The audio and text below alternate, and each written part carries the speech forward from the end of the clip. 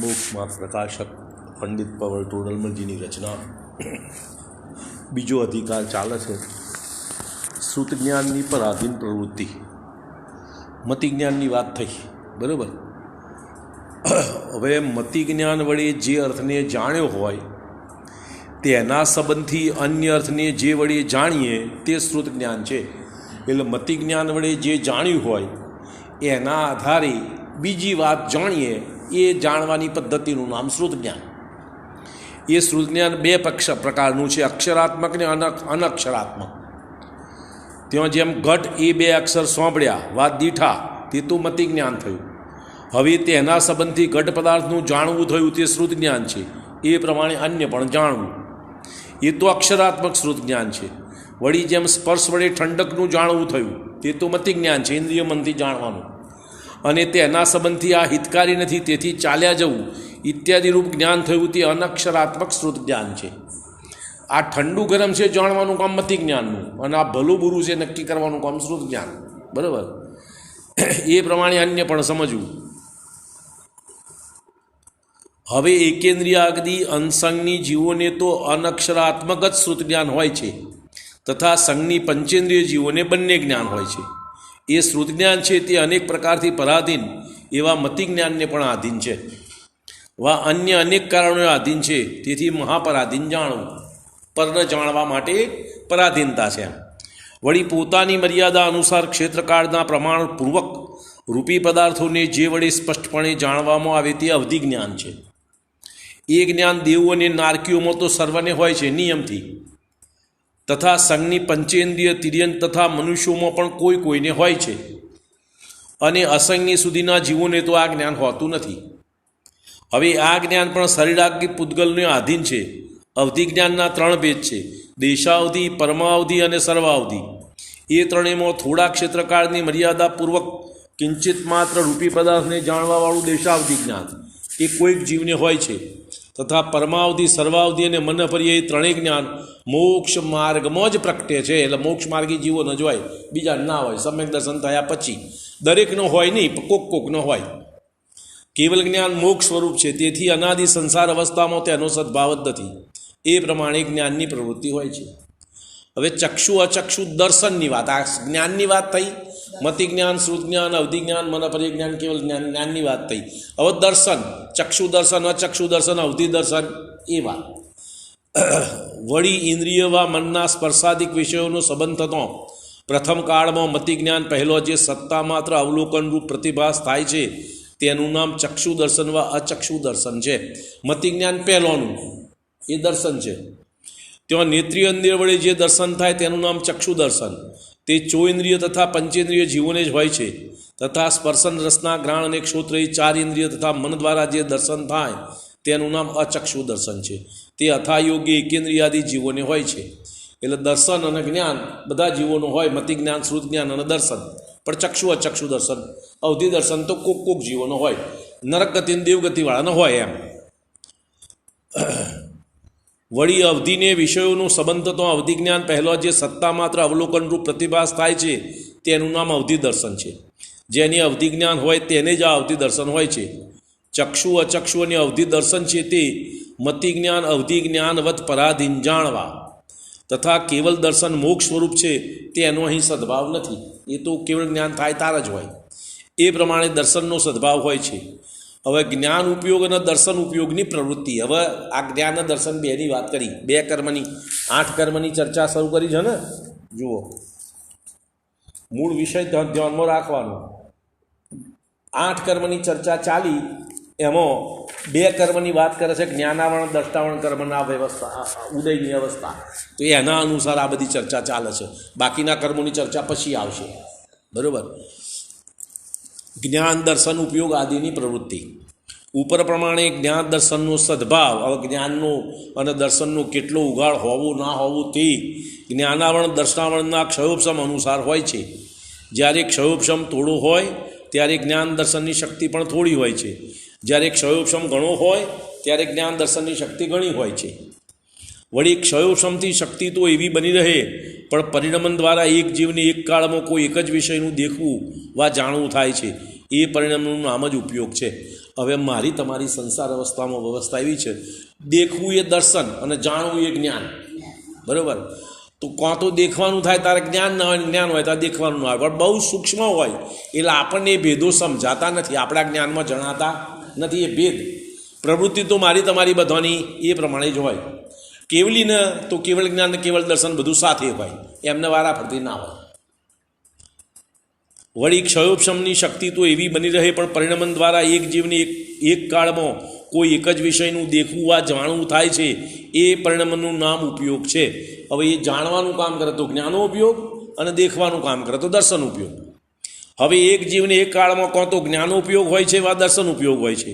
વળી એક ઉપયોગની પણ એક જ ભેદરૂપ પ્રવૃત્તિ હોય છે. જ્ઞાનો ઉપયોગ હોય તો મતિ જ્ઞાન હોય તો શ્રુત જ્ઞાન ના હોય, શ્રુત જ્ઞાન હોય તો મતિ જ્ઞાન ના હોય, નવધિ જ્ઞાન હોય તો પેલું ના હોય, ગમે તે એક હોય, બધું સાથે ના હોય સંસારમાં.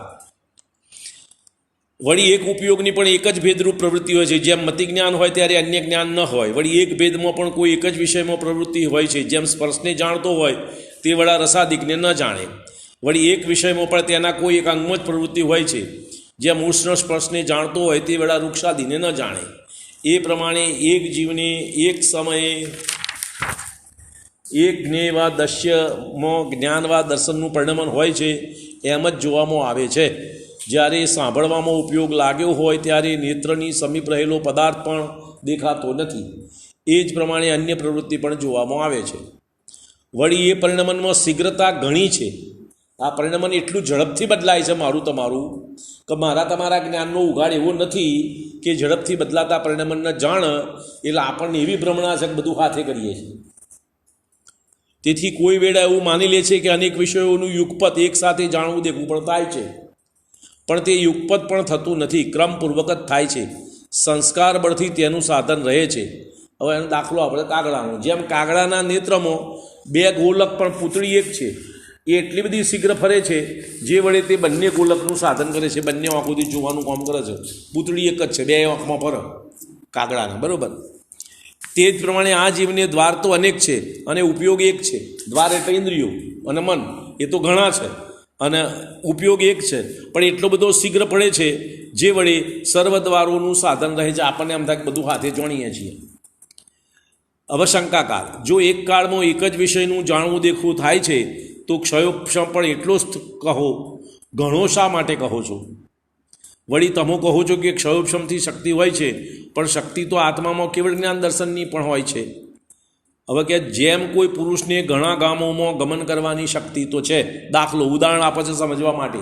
આ ઉપયોગને જ્ઞાન ઉપયોગ દર્શન ઉપયોગ વારાફરતી ક્રમસર ચાલે છે, એને સમજવા માટેનું આ ઉદાહરણ છે. જેમ કોઈ પુરુષને ઘણા ગામોમાં ગમન કરવાની શક્તિ તો છે, પણ તેને કોઈએ રોક્યો અને કહ્યું કે આ 5 ગામોમાં જાવું, અને તે પણ એક દિવસમાં એક જ ગામમાં જાવું. હવે તે પુરુષમાં દ્રવ્ય અપેક્ષાએ ઘણા ગામોમાં જવાની શક્તિ તો છે. અન્ય કાળમાં તેનું સામર્થ્ય થશે, પણ વર્તમાન સામર્થ્યરૂપ નથી. વર્તમાનમાં તો 5 ગામોથી અધિક ગામોમાં તે ગમન કરી શકતું નથી. વળી 5 ગામોમાં જવાની સામર્થ્યરૂપ શક્તિ વર્તમાનમાં પર્યાય અપેક્ષાએ છે, તેથી તે તેટલામાં જ ગમન કરી શકે છે. અને ગમન કરવાની વ્યક્તતા એક દિવસમાં એક જ ગામની હોય છે. તેમ આ જીવને સર્વને દેખવા જાણવાની શક્તિ તો છે, પણ 5 ઇન્દ્રિયો છે એટલે 5 ઇન્દ્રિયથી જણાય એટલું જાણ, એ વારાફરતી એમ. પણ તેને કર્મોએ રોક્યું અને ક્ષયોપશમ એટલું જ થયું કે સ્પર્શાદિક વિષયોને જાણવા દેખવું, પરંતુ એક કાળમાં કોઈ એકને જ જાણવા દેખવું. હવે દ્રવ્ય અપેક્ષાએ જીવમાં સર્વને દેખવા જાણવાની શક્તિ તો છે, પણ તે અન્ય કાળમાં સામર્થ્યરૂપ થશે. જ્યારે વિતરાગતા પ્રગટ થશે, કેવળ જ્ઞાન થશે, ત્યારે એ સંપૂર્ણ શક્તિ પ્રગટ થશે. વર્તમાનમાં સામર્થ્યરૂપ નથી, તેથી તે પોતાની યોગ્ય વિષયોથી અધિક વિષયોને દેખી જાણી શકતો નથી. વળી પોતાની યોગ્ય વિષયોને દેખવા જાણવાની પર્યાય અપેક્ષાએ વર્તમાન સામાન્યરૂપ શક્તિ છે, તેથી તેને દેખી જાણી શકે. પરંતુ વ્યક્તતા એટલે પ્રગટપણું, સંબંધ એક સાથે એક વખતે એક જ ઇન્દ્રિયનો હોય. એક કાળમાં કોઈ એકને જ દેખવા જાણવાની હોય છે, બરાબર? ફરથી શંકાકાર કહે છે એ તો જાણ્યું, પરંતુ ક્ષયોપશમ તો હોય છે તો બાહ્ય ઇન્દ્રિયાદિકને અન્યથા નિમિત્ત મળતો દેખવું જાણવું ન થાય, થોડું થાય વા અન્યથા થાય છે. હવે એમ થતો કર્મનું જ નિમિત્ત તો ન રહ્યું. હવે પેલો શંકાકાર કહે છે કે તમે કોઈ ક્ષયોપશમ હોય પણ બાહ્ય ઇન્દ્રિયો જુદી મળે, આંખે ચશ્મો આવી ગયો, કંઈ તકલીફ થઈ ગઈ, કંઈ રોગ થઈ ગયો તો ના દેખી શકે, શક્તિ તો છે, ઇન્દ્રિયો છે, પણ કાર્ય ના બને. એનો જવાબ કે જેમ રોકવાવાળાએ એમ કહ્યું કે 5 ગામોમાંથી એક દિવસમાં કોઈ એક જ ગામમાં જાઓ અને તે પણ આ ચાકરોને સાથે લઈને જાઓ, પેલા માણસોને. હવે એ ચાકર અન્યથા પરિણામે તો જવું ન થાય, એમાં તો કોઈ હાજો મોદો થયો તો ના જઈ શકે. થોડું વા અન્યથા થાય તેમ કર્મનો એવો જ ક્ષયોપશમ થયું. આટલા વિષયમાં કોઈ એક વિષયને એક કાળમાં દેખોવા જાણો, અને તે પણ આટલા બાહ્ય દ્રવ્યોનું નિમિત્ત થતો જ દેખોવા જાણો. અત્યારે મારું તમારું 5 ઇન્દ્રિયોના નિમિત્તે જ દેખવા જાણવાનું બને, અન્યથા ના બની શકે. એવી મારી તમારી ઉદયની યોગ્યતા એ પ્રમાણે છે એમ. હવે ત્યાં એ બાહ્ય દ્રવ્ય અન્યથા પરિણમે તો દેખવું જાણવું ન થાય, થોડું થાય વા અન્યથા થાય. એ પ્રમાણે આ કર્મના ક્ષયોપશમના જ વિશેષ છે. માટે ત્યાં કર્મનું નિમિત્ત જાણવું. આ બધા જુદા જુદા પ્રકારના કર્મના પ્રકારો છે. નામ તમને એક કહીએ અને આ બધા ભેદ પ્રભેદો ના કયા હોય એટલે તમને આ શંકા થાય, પણ આ બધા પ્રકારના આવા વિચિત્ર પ્રકારના કર્મ ઉદયો હોય એનાથી આ બધું બને છે એમ. માટે ત્યાં કર્મનું જ નિમિત્ત જાણવું. જેમ કોઈની અંધકારના પરમાણુ આડા આવતો દેખવું થાય નહીં, પરંતુ ઘુવડ અને બિલાડા આદિ પ્રાણીને આડા આવવા છતાં પણ દેખવાનું બને છે, એ પ્રમાણે આ ક્ષયોપશમની વિશેષતા. એમને એવું કર્મનો ઉદય હોય એવો છે તો એમનો અંધારામાંય દેખાય, તમને મને ના દેખાય એવો ઉદય છે, ક્ષયોપશમ છે એમ. અર્થાત જેવો જેવો ક્ષયોપશમ હોય તેવું તેવું જ દેખવું જાણવું થાય. એ પ્રમાણે જીવને ક્ષયોપશમ જ્ઞાનની પ્રવૃત્તિ હોય છે. હવે મોક્ષ માર્ગમાં અવધિ મનપ્રિય જ્ઞાન હોય છે, પણ તે ક્ષયોપશમ જ્ઞાન જ છે.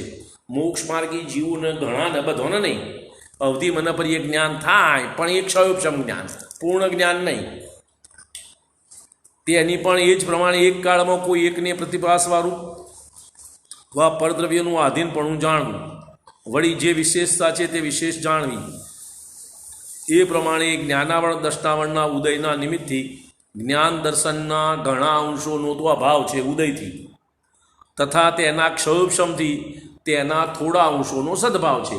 જ્ઞાનાવરણ દર્શનાવરણ કર્મના ઉદયથી જ્ઞાન અને દર્શનના ઘણા બધા અંશોનો તો અભાવ છે, એટલે પ્રગટપણું નથી, અને એના ક્ષયોપશમથી થોડા અંશોનો સદભાવ છે જ્ઞાન દર્શન ગુણના. બરાબર. હવે મિથ્યાત્વરૂપ જીવની અવસ્થા હવે કે મોહની વાત, પેલા જ્ઞાનાવરણ દર્શનાવરણ બેની પતિ મોહની પછી અંતરાયની આવશે, 4 ઘાતી કર્મ પૂરો થાય પછી આ ઘાતી કર્મની વાત. મિથ્યાત્વરૂપ જીવની અવસ્થા, આ જીવને મોહના ઉદયથી મિથ્યાત્વ તથા કશાય ભાવ થાય છે. થાય હંમેશા મોહના ઉદયથી જ, અન્યથા મિથ્યાત્વ અને કશાય ભાવ ના થાય. થાય કશાય ભાવ, પણ મિથ્યાત્વ જાય તો જોડે અનંતાનુબંધી કશાય જતું જ રહે. બાકીના રે જેનું બળ બહુ નથી, અલ્પ બળ છે. ત્યાં દર્શન મોહના ઉદયથી મિથ્યાત્વ ભાવ થાય છે, જેથી આ જીવ અન્યથા પ્રતીતિરૂપ અતત્વ શ્રદ્ધાન કરે છે. એટલે 7 તત્વનું જે સ્વરૂપ છે એનાથી કોઈક જુદા પ્રકારે માને છે, શ્રદ્ધા કરે છે. કયા જુદા પ્રકારે? દરેકની બુદ્ધિ પ્રમાણે જુદું જુદું, એનું કોઈ માપ નહીં, પણ સત્ય નથી કરતા. મિથ્યાત્વના ઉદયથી 7 તત્વોનું સ્વરૂપ જે છે તેવું શ્રદ્ધા નહીં કરતો. કોઈને કોઈ પ્રકારે અન્ય પ્રકારે તમે જુદા પ્રકારે વિપરીત માનો, હું જુદા પ્રકારે માનું. દાખલા તરીકે અહીં 100 રૂપિયાની થેલી મળી છે, તમે કોઈ એક હું કહું 99, બંનેની વિપરીતતા. કે કેટલા? કોઈ એકખો 5 ગયા ને કોઈ એકખો 10 ગયા ને કોઈ 15 ગયા ને કોઈ 25 ગયા ને કોઈ 500 ગયા, બધા જૂઠા, એકે સાચું નહીં. અતત્વ શ્રદ્ધા અનેક પ્રકારનું, દરેકનું જુદું જુદું, સત્ય એકેનું નહીં.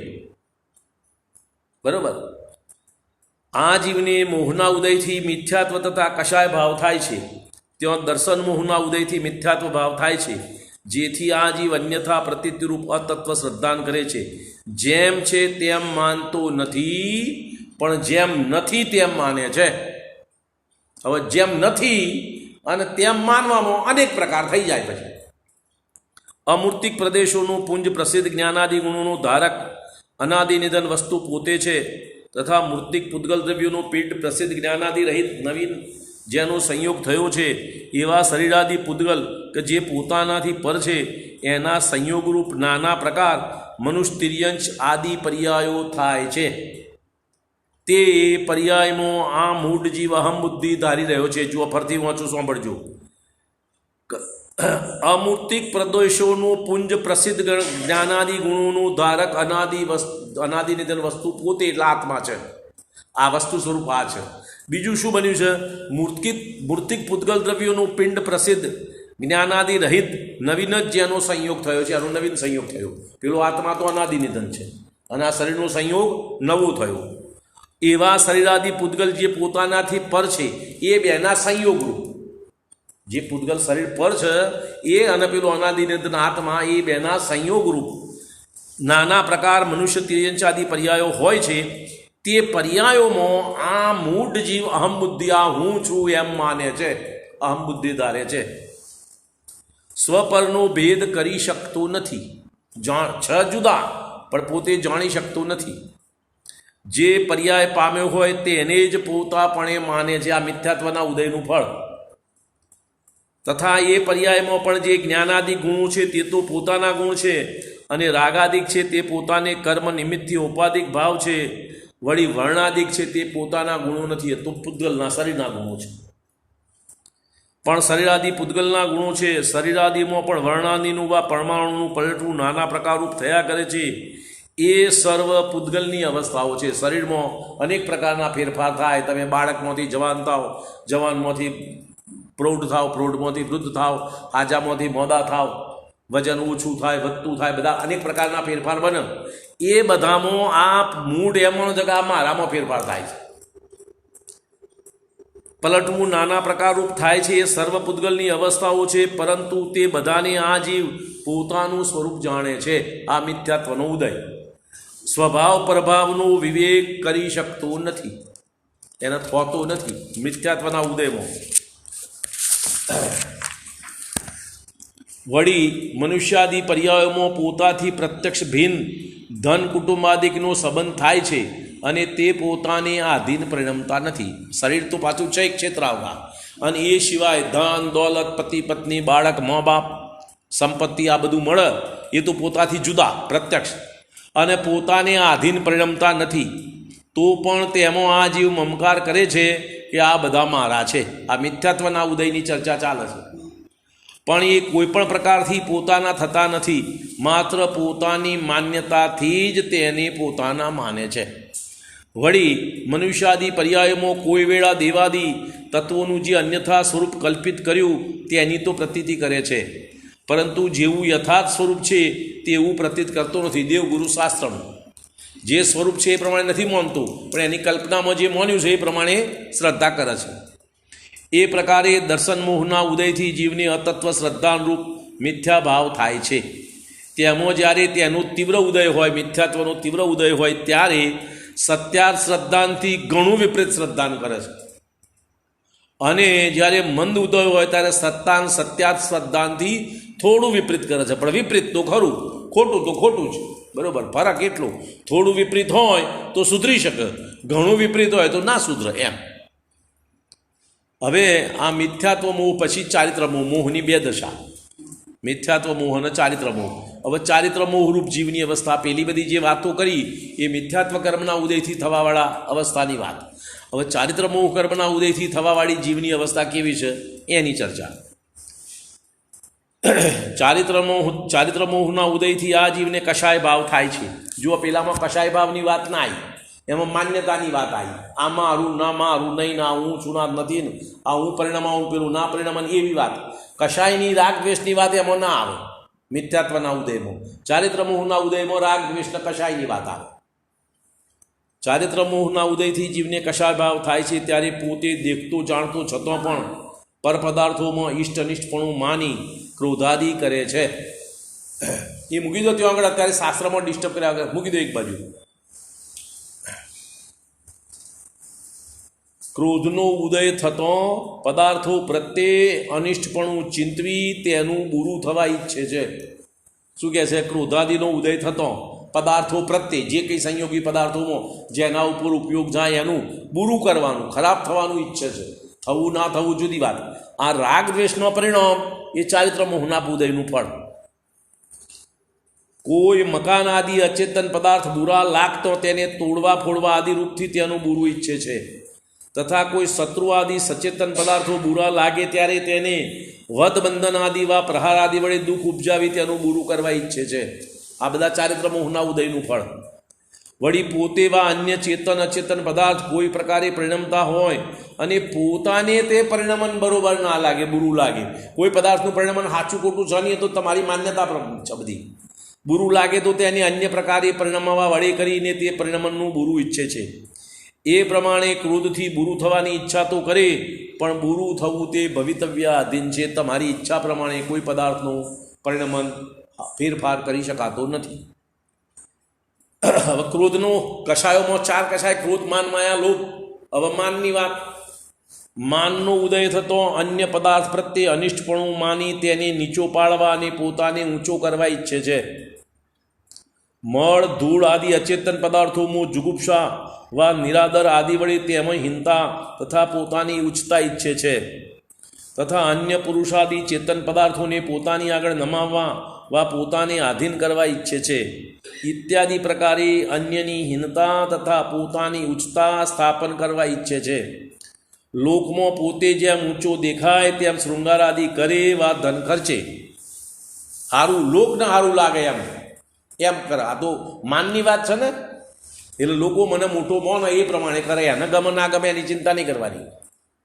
બીજો કોઈ પોતાનાથી ઉચ્ચ કાર્ય કરતો હોય છતાં તેને કોઈપણ પ્રકારે નીચો દર્શાવે, પોતે નીચ કાર્ય કરતો હોય છતાં પોતાને ઊંચો દર્શાવે, એ પ્રમાણે માન વડે પોતાની મહંતાની ઈચ્છા તો ઘણી કરે, પરંતુ મહંતા થવી ભવિતવ્ય આધીન છે. તમારા કર્મનો ઉદય હોય એ પ્રમાણે તમારું ભલું યશ અયશ કીર્તિ પ્રમાણે સારું ખોટું દેખાય. તમે શું કરો છો અને શું માનો છો એ પ્રમાણે નહીં. બરાબર. હવે માન પછી માયા. માયા કશાયનો ઉદય થતો કોઈ પદાર્થને ઇષ્ટ માની તેને પરથી નાના પ્રકારરૂપ છલ પ્રપંચ વડે તેની સિદ્ધિ કરવા ઈચ્છે. માનમાં તો પ્રત્યક્ષ કર, ક્રોધમાં પ્રત્યક્ષ કર, અને માયાની અંદર છળકપટ કરીને કરો. રત્ન સુવર્ણાદિ અચેતન પદાર્થોની વા સ્ત્રી દાસી દાસાદિ સચેતન પદાર્થોની સિદ્ધિ અર્થે અનેક છળ કરે. બીજાને ઠગવા માટે પોતાની અનેક પ્રકારે અછતી અવસ્થાઓ કરે, અથવા બીજા ચેતન અચેતન પદાર્થોની અવસ્થાઓ પલટાવે. ઇત્યાદિ છળ વડે પોતાનો અભિપ્રાય સિદ્ધ કરવા ઈચ્છે. એ પ્રમાણે માયા વડે ઇષ્ટ સિદ્ધિ અર્થે નાના પ્રકારના છળતો કરે, પણ ઇષ્ટ સિદ્ધિ થવી ભવિતવ્ય આધીન છે. ઇષ્ટ તમારા મન પ્રમાણેનું કાર્ય બનવું એ તો પ્રારબ્ધ અનુસાર છે, તમારા કર્યા પ્રમાણે નહીં થાય. લોભ, અવલોભની વાત. લોભ કશાયનો ઉદય થતો અન્ય પદાર્થોને ઇષ્ટ માની તેની પ્રાપ્તિ કરવા ઈચ્છે. લોભમાં હંમેશા પદાર્થ મેળવવાની વાત. વસ્ત્ર, આભરણ, ધન્ય, ધાન્ય આદિ અચેતન પદાર્થો તથા સ્ત્રી પુત્રાદિ સચેતન પદાર્થોની તૃષ્ણા થાય છે. વળી પોતાનું વા અન્ય સચેતન અચેતન પદાર્થોનું કોઈ પરિણમન હોવું ઇષ્ટરૂપ માની તેને તે પ્રકારના પરિણમન રૂપ પરિણમાવવા ઈચ્છે છે. એ પ્રમાણે લોભથી ઇષ્ટ પ્રાપ્તિની ઈચ્છા તો ઘણી કરે, પરંતુ ઇષ્ટ પ્રાપ્તિ થવી ભવિતવ્ય આધીન છે. તમારી ઈચ્છા પ્રમાણે તમે લોભ કરો એમ વસ્તુ મળતી નથી. એ પ્રમાણે ક્રોધ, માન, માયા, લોભના ઉદયથી આત્મા પરિણમે છે. ત્યાં એ કષાય 4 પ્રકારના છે. બધા કષાયો અનંતાનુબંધી ક્રોધ, અપ્રત્યાખ્યાન ક્રોધ, પ્રત્યાખ્યાન ક્રોધ, સંજલન ક્રોધ, એમ 4 એમાં લગાડવાનું. જે કષાયના ઉદયથી આત્માને સમ્યક્ત્વ અને સ્વરૂપાચરણ ચારિત્ર ન થઈ શકે તે અનંતાનુબંધી કષાય છે. જે કષાયના ઉદયથી આત્માને દેશ ચારિત્ર એટલે શ્રાવક ધર્મ અંગીકાર ના કરી શકે તથા જેથી કિંચિત પણ ત્યાગ ન થઈ શકે તે અપ્રત્યાખ્યાનાવરણ કષાય છે. જે કષાયના ઉદયથી મુનિધર્મ અંગીકાર ન કરી શકે, સકળ ચારિત્ર ન લઈ શકે, જેથી સર્વત્યાગ ન બની શકે તે પ્રત્યાખ્યાનાવરણ કષાય છે. અને જે કષાયના ઉદયથી સકલ ચારિત્રમાં દોષ ઉપજ્યા કરે, જેથી યથાખ્યાત ચારિત્ર પ્રાપ્ત ન થઈ શકે તે સ્વંજલન કષાય. સ્વંજલન કષાય મુનિ ધર્મનું પાલન તો થાય પણ પૂર્ણતા ના થવા દે. બરાબર, એટલી વાત. હવે અનાદિ સંસાર અવસ્થામાં એ 4 કષાયોનો નિરંતર ઉદય હોય છે.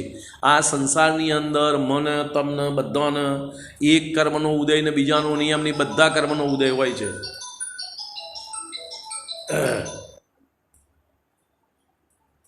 હવે અનાદિ સંસાર અવસ્થામાં એ 4 કષાયોનો નિરંતર ઉદય હોય છે.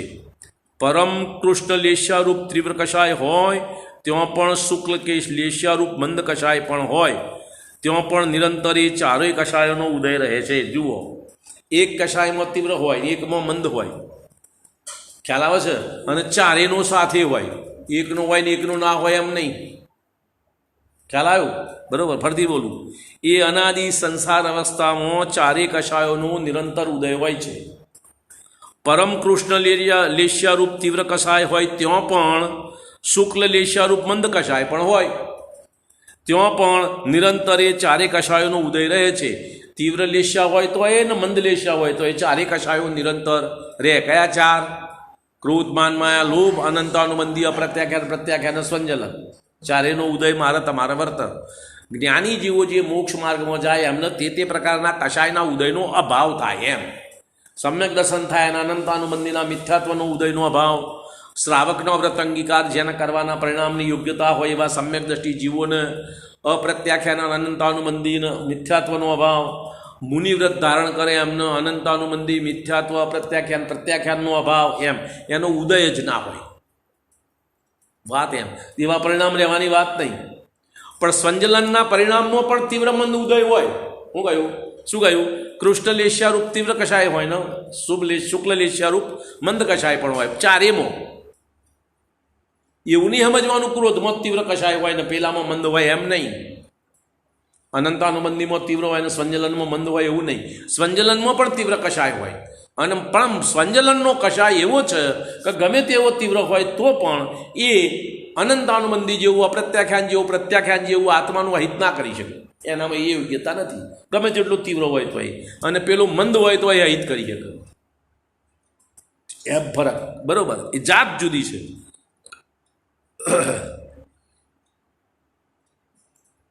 કારણ કે તીવ્ર મંદતાની અપેક્ષા એ અનંતાનુબંધી આદિ ભેદ નથી, પણ સમ્યક્ત્વ ગાથવાની અપેક્ષા એ ભેદ છે. એ કષાયની પ્રકૃતિઓનો તીવ્ર અનુભાગ ઉદય થતો તીવ્ર ક્રોધાદિ થાય છે, તથા મંદ અનુભાગનો ઉદય થતો મંદ ક્રોધાદિ થાય. અનંતાનુબંધી મંદ ઉદય હોય ને સ્વંજલનમાં તીવ્ર ઉદય પણ હોય. એમ સ્વંજલનમાં એ ક્રોધ, માન, માયા, લોભ ચારે, અનંતાનુબંધીમાં એ ચારે, બધામાં ચાર ચાર. મોક્ષ માર્ગ પ્રાપ્ત થતો એ ચારમાંથી 3, 2 અને 1નો ઉદય રહી અનુક્રમે ચારેનો અભાવ થાય છે. પહેલાં 3નો ઉદય રહે, પછી 2નો ઉદય રહે, પછી 1નો મુનિવ્રતમાં ખાલી એકલા સ્વંજલનનો ઉદય રહે, બાકીના બધાનો અભાવ થાય. અને કેવળ જ્ઞાન થાય ત્યારે ચારેનો અભાવ. વળી એ ક્રોધાદી 4 કષાયમાંથી એક કાળમાં કોઈ એક જ કષાયનો ઉદય હોય છે. એ કષાયોમાં પણ એકબીજાના પરસ્પર કારણ કાર્ય પણ વર્તે છે. કોઈ વેળા ક્રોધથી માનાદી થઈ જાય, કોઈ વેળા માનથી ક્રોધાદી થઈ જાય. તેથી એ પરસ્પર કષાયોમાં કોઈ વેળા ભિન્નતા ભાસે તથા કોઈ વેળા ભિન્નતા ભાસતી નથી. એ પ્રમાણે કષાયરૂપ પરિણમન હોય છે. આ ચારિત્ર મોહના ઉદયના ફળની ચર્ચા ચાલે છે. વળી ચારિત્ર મોહના ઉદયથી નો કષાય થાય છે. આ તો મુખ્ય 16 કષાય, અને 9 નો કષાય 25, અને મિથ્યાત્વના 3 ભેદ એ 28. એ મૂળ મોહનીય કર્મના 28 ભેદ. ચારિત્ર મોહના ઉદયથી નો કષાય થાય છે. હાસ્યના ઉદયથી કોઈ ઠેકાણે ઇષ્ટપણું માની પ્રફુલ્લિત થાય છે, હર્ષ થાય છે. આ હાસ્ય થાય એ કષાય છે. હા, બરોબર. રતિના ઉદયથી કોઈને ઇષ્ટ માની તેનાથી પ્રીતિ કરે ત્યાં આસક્ત થાય છે, એ કષાય છે. અરતિના ઉદયથી કોઈને અનિષ્ટ માની અપ્રીતિ કરે ત્યાં ઉદ્વેગરૂપ થાય છે. શોકના ઉદયથી કોઈમાં અનિષ્ટપણું માની દિલગીર થાય છે, ખેદ માને છે. ભયના ઉદયથી કોઈને અનિષ્ટ માની તેનાથી ડરે છે, તેનો સંયોગ ઈચ્છતો નથી. જુગુપ્સાના ઉદયથી કોઈ પદાર્થને અનિષ્ટ માની તેની ઘૃણા તિરસ્કાર કરે છે, તેનો વિયોગ થવો ઈચ્છે છે. એમ હાસ્યાદી 6 કષાય જાણવા. અને વેદના ઉદયથી તેને કામ પરિણામ થાય છે, 3 જુદા. ત્યાં સ્ત્રી વેદના ઉદયથી પુરુષ સાથે રમવાની ઈચ્છા થાય છે, પુરુષ વેદના ઉદયથી સ્ત્રી સાથે રમવાની ઈચ્છા થાય છે, અને નપુંસક વેદના ઉદયથી એક સાથે બંનેની સાથે રમવાની ઈચ્છા થાય છે. એ પ્રમાણે 9 નો કષાય છે. પેલા 16 કષાય, આ 9 નો કષાય 25, અને મિથ્યાત્વના 3 એ 28 મોહ કર્મના ભેદ. બરોબર. ક્રોધાદી જેવા એ બળવાન નથી, તેથી એને ઈશત કષાય અર્થાત નો કષાય કહેવામાં આવે છે. અહીં નો શબ્દ ઈશતવાચક, અલ્પતાવાચક. એમ નો કષાયનો ઉદય ક્રોધાદિકની સાથે યથાસંભવ હોય છે. જેવા ક્રોધાદિક હોય તેવા નો કષાયો પણ એની સાથે જોડાયેલા હોય. ઉપર કહેલા દર્શન અને તથા ચારિત્ર મોહના ઉદયથી મિથ્યાત્વ ભાવ તથા કષાય ભાવ થાય છે, એ જ સંસારનું મૂળ કારણ છે. કર્મબંધ થવાનું મૂળ કારણ આ મોહની ઉદય અનુસાર થવાવાળો પરિણામ. જ્ઞાનાવરણ દર્શનાવરણ અંતરાયના અનુસાર થવાવાળા કોઈ પણ પરિણામ નવા કર્મબંધનું કારણ નથી. જ્ઞાન અલ્પ હોય તો એ વધારે હોય તો એ નવા કર્મબંધનું કારણ નહીં, નિર્જરાનું એ કારણ નહીં. મોહનીય અને ચારિત્ર મોહનીયનો જ અભાવ, ઓછા વધતાપણું એવા નવા કર્મબંધનું કારણ અથવા નિર્જરાનું કારણ છે. બરાબર. વળી વર્તમાન કાળે પણ જીવ એનાથી જ દુઃખી છે અને ભાવિ સંસારના કારણરૂપ કર્મબંધનનું મૂળ કારણ પણ આ જ છે. કોણ? મિથ્યાત્વ અને ચારિત્ર મોહ. એનું જ બીજું નામ મોહ તથા રાગ દ્વેષ છે. ત્યાં મિથ્યાત્વનું નામ મોહ છે, કારણ કે ત્યાં અસાવધાનતા, આત્મસાવધાનતાનો અભાવ હોય છે. વળી માયા, લોભ એ બે કષાય, હાસ્યરતિ 3 પ્રકારના ભેદ, એ બધાનું નામ રાગ. અને કારણ કે ત્યાં ઈષ્ટ બુદ્ધિ થઈ અનુરાગ પ્રવર્તે છે.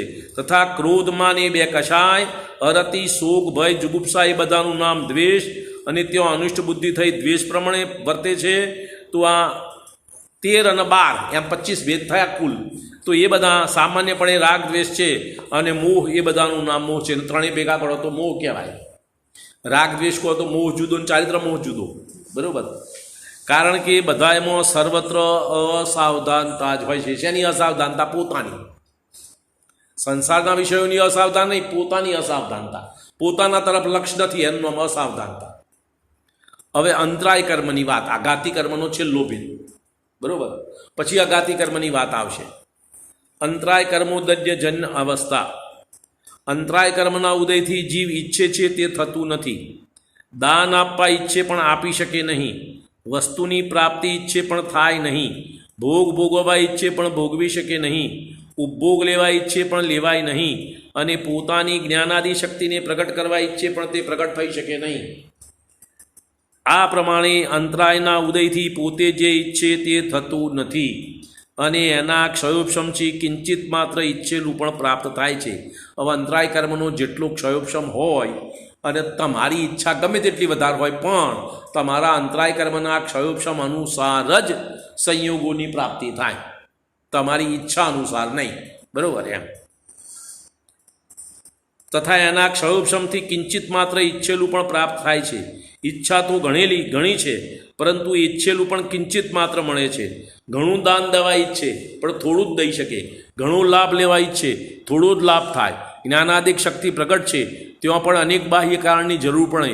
એ પ્રમાણે ઘાતી કર્મના ઉદયથી આત્માની અવસ્થાઓ થાય છે. આ 4 ઘાતી કર્મના ઉદયની વાત થઈ. 8 પ્રકારના કર્મ કયા? હવે 4 અઘાતી કર્મની વાત. અઘાતી કર્મના ઉદયથી થવાવાળી કેવી કેવી અવસ્થા છે? અઘાતી કર્મ મોટે માત્ર ને માત્ર સંયોગો રૂપે જ ફળ. પરિણામ, આત્માના પરિણામ સાથે અઘાતી કર્મને કોઈ લેવા દેવા નહીં. અઘાતી કર્મનો ગમે તેવો ઉદય હોય એના અનુસાર પરિણામ નહીં. મોહ કર્મનો ઉદય કેવો છે, ચારિત્ર મોહનો ઉદય કેવો છે, એના અનુસાર પરિણામ હોય. બરાબર. વેદનીય કર્મોદયજન્ય અવસ્થા. અઘાતી કર્મમાં વેદનીના ઉદયથી શરીરમાં બાહ્ય સુખ દુઃખના કારણો નિપજે છે. શરીરમાં આરોગીપણું, રોગીપણું, શક્તિવાનપણું, દુર્બળપણું ઇત્યાદિ તથા ક્ષુધા, તૃષા, રોગ, ખેદ, પીડા ઇત્યાદિ સુખ દુઃખના કારણો મળી આવે છે. શરીરથી બહાર પણ મનગમતા ઋતુ પવનાદિક વા ઈષ્ટ સ્ત્રી પુત્ર મિત્ર ધનાદિ તથા અણગમતા ઋતુ પવનાદિક વા અનિષ્ટ સ્ત્રી પુત્ર શત્રુ દારિદ્ર્ય વધ બંધનાદિક સુખ દુઃખના કારણો મળી આવે છે. આ વેદનીય કર્મના ઉદયજન્ય આ બધા સંયોગો મળે છે.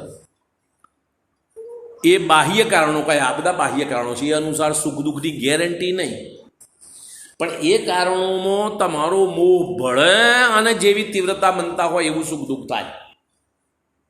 બરાબર. તેમાં કોઈ કારણ તો એવા છે કે જેના નિમિત્તથી શરીરની અવસ્થા જ સુખ દુઃખનું કારણ હોય છે, અને એ જ સુખ દુઃખનું કારણ થાય છે. વળી કોઈ કારણ એવા છે કે પોતે જ સુખ દુઃખનું કારણ થાય છે. એ પ્રમાણે કારણોનું મળવું વેદનીય કર્મના ઉદયથી થાય છે. ત્યાં સાતા વેદનીના ઉદયથી સુખના કારણો મળી આવે છે, અને અસાતા વેદનીના ઉદયથી દુઃખના કારણો મળી આવે છે.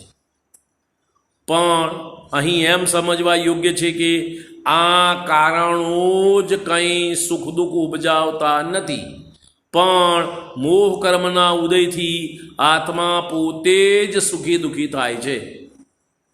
આ કારણો સંયોગથી નહીં. જો અમારી વાતો સંયોગથી સુખી દુઃખી થતા હોય તો ચોથા કાળમાં ઋષભનાથ ભગવાનને 500 ધનુષની કાયા અને છેલ્લે મહાવીર ભગવાનને 7 હાથની કાયા. હવે પુણ્ય ઉદય ઓછો વધતો ગણવાનો કે નહીં? વેદનીય કર્મ ઓછું વધતું પેલોનું 83 લાખ પૂર્વનું આયુષ્યનું આમનું 73 વર્ષનું આયુષ્ય મહાવીર ભગવાનનું. ખ્યાલ આવ્યો કે નહીં? તો ફરક છે કે તો આ બધા દુઃખનો કારણ કરો તો કે દુઃખનોય નહીં સુખનોય નહીં. દુઃખનોય નહીં અને સુખનોય નહીં. દુઃખ અને સુખનું કારણ તો મોહનો ઉદય એ દુઃખનું કારણ અને અભાવ એ સુખનું કારણ. સાચી વાત આ એક જ. ફરીથી બોલું, એ કારણો જ કંઈ સુખ દુઃખ ઉપજાવતા નથી, પણ મોહ કર્મના ઉદયથી આત્મા પોતે જ સુખ દુઃખ માને છે.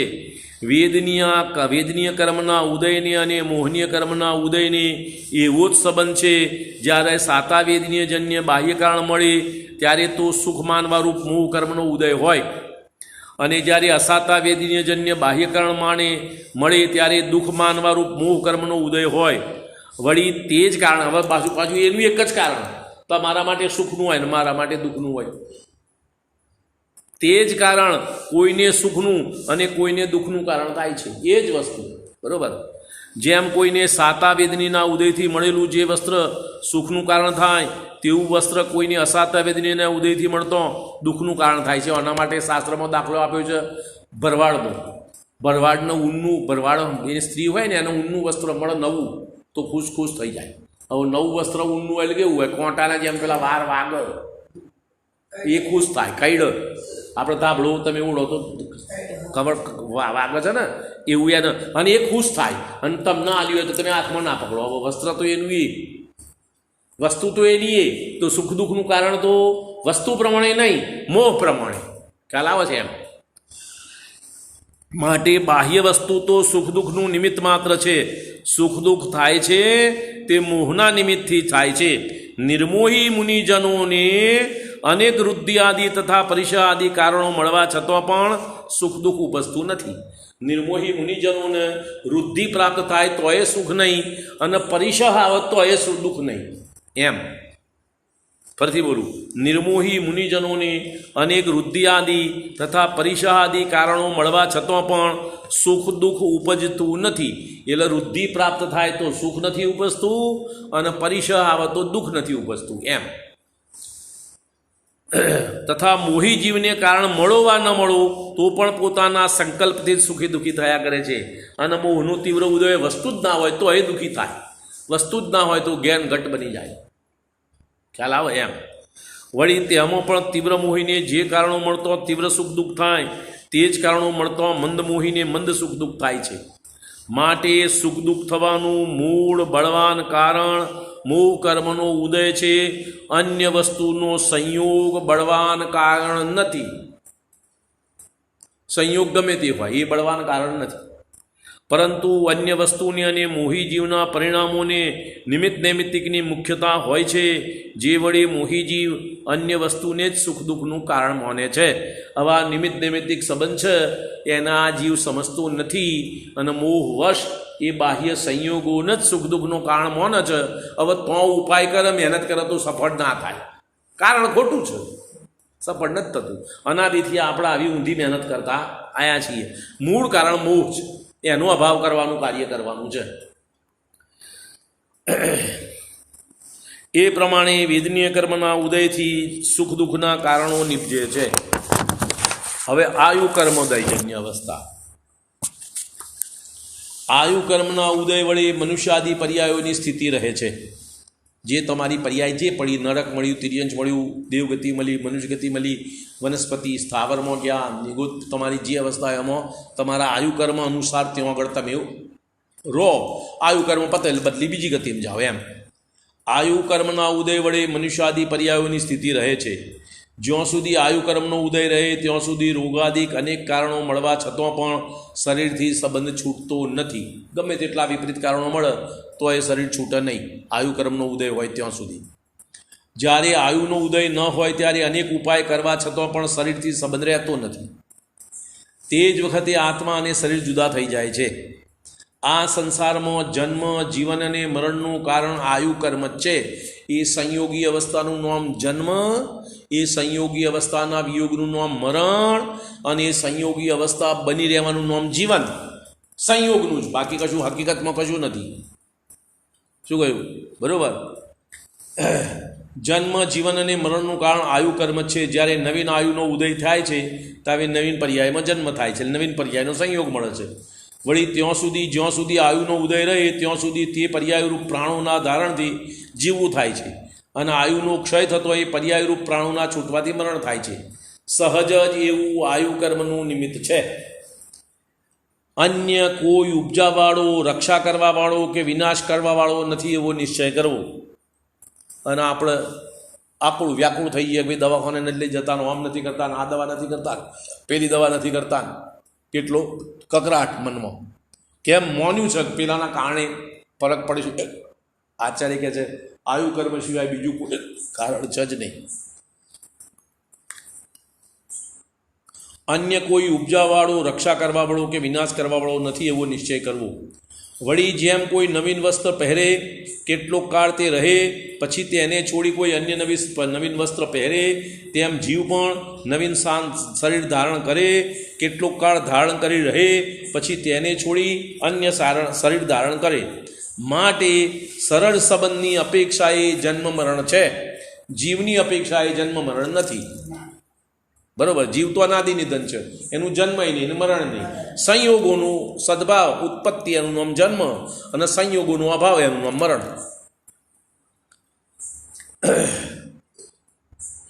માટે શરીર સંબંધની અપેક્ષાએ જન્માદિક છે. જીવ પોતે જન્માદિક રહિત નિત્ય જ છે, તો પણ મોહી જીવને ભૂત ભવિષ્યનો વિચાર નથી. તેથી પામેલી પર્યાય માત્ર જ પોતાનું અસ્તિત્વ માની પર્યાય સંબંધી કાર્યોમાં તત્પર રહ્યા કરે છે. એને આ જે શરીર મળ્યું છે, આ મનુષ્યભાવ મળ્યો છે, એ જ સર્વસ્વ છે, એના સિવાય બીજું કંઈ હુસતું નથી. માટે બીજાનો પ્રયત્ન કરતો નથી, બીજું કંઈ સ્વીકાર નથી. એટલે જો બીજાનો સ્વીકાર